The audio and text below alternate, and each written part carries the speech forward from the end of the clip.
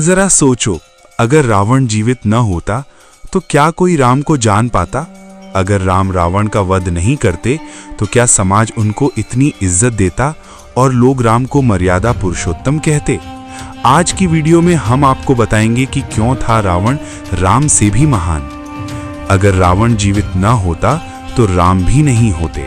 तो चलिए बढ़ाते हैं कहानी की ओर। सोचिए, लंका जल चुकी है, आसमान में देवताओं की पुष्प वर्षा है, रणभूमि में रावण का शरीर पड़ा है, 10 सिर शांत हैं, 20 भुजाएं स्थिर हैं और पूरी दुनिया एक स्वर में कह रही है, अधर्म का अंत हो गया।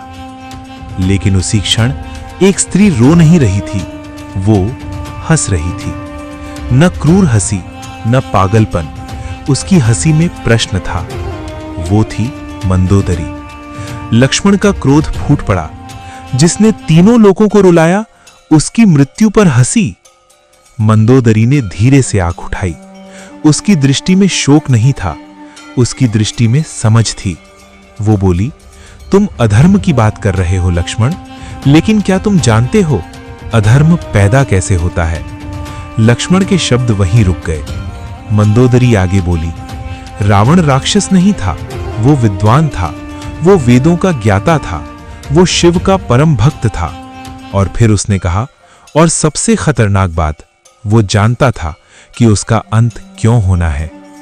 पूरा युद्ध क्षेत्र भारी हो गया। हनुमान आगे आए। उनकी आवाज में गर्जना थी, ज्ञान होने से पाप क्षमा नहीं होता।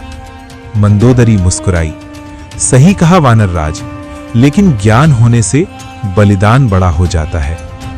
अब राम आगे बढ़ते हैं। पहली बार राम के चरण भारी थे। राम बोले, जो कहना है स्पष्ट कहो मंदोदरी। मंदोदरी बोली, रावण जानता था कि जब तक अहंकार का सबसे बड़ा रूप जीवित रहेगा, तब तक धर्म को कोई समझेगा नहीं।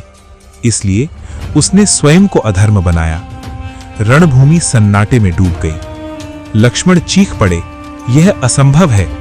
मंदोदरी शांत स्वर में बोली, क्या सत्य हमेशा सहज होता है? और तभी कहानी पीछे लौटती है। कैलाश पर्वत। रावण तप कर रहा है, शरीर कांप रहा है, सांस थमी हुई है। महादेव प्रकट होते हैं, लेकिन रावण वरदान नहीं मांगता। वो पूछता है, भगवान, इतिहास में अमर कौन होता है? शिव उत्तर देते हैं, जो स्वयं को मिटा देता है। यहीं रावण टूटता है और यहीं रावण बनता है। वो समझ जाता है कि विष्णु का अवतार तभी पूर्ण होगा जब उसके सामने पूर्ण अहंकार खड़ा होगा। धर्म तभी पहचाना जाएगा जब अधर्म अपनी चरम सीमा पर होगा। और तभी उसने वो मार्ग चुना जिसे इतिहास पाप कहेगा, सीता का हरण। हनुमान गरजते हैं, यह सबसे बड़ा अपराध था। मंदोदरी शांत स्वर में कहती हैं, हर यज्ञ में अग्नि जलती है और हर यज्ञ में कुछ पवित्र चीजें भी भस्म होती हैं। अब राम की आंखें नम हैं। राम कहते हैं, कुछ युद्ध ऐसे होते हैं जिनमें जीत पहले से तय होती है, लेकिन मूल्य अत्यंत भारी होता है। लक्ष्मण की आवाज कांप रही थी, तो क्या रावण गलत नहीं था? राम उत्तर नहीं देते। यही उत्तर था। तभी आकाश से स्वर गूंजता है। नारद मुनि प्रकट होते हैं। नारद कहते हैं, जिसे तुम रावण समझ रहे हो, वो व्यक्ति नहीं था, वो एक प्रक्रिया था। यदि रावण न होता तो राम केवल राजा होते, मर्यादा पुरुषोत्तम नहीं। अब मंदोदरी अंतिम वाक्य कहती है, इतिहास विजेता लिखते हैं, लेकिन सत्य समय छुपा देता है। वो लंका छोड़ देती है।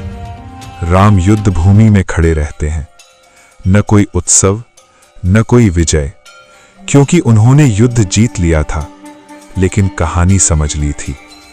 और शायद इसीलिए रामायण आज भी जीवित है। इस कहानी से हमें ये सीख मिलती है कि आज भले ही लोग राम को पूजाते हैं, लेकिन रामायण का असली हीरो राम नहीं, रावण था।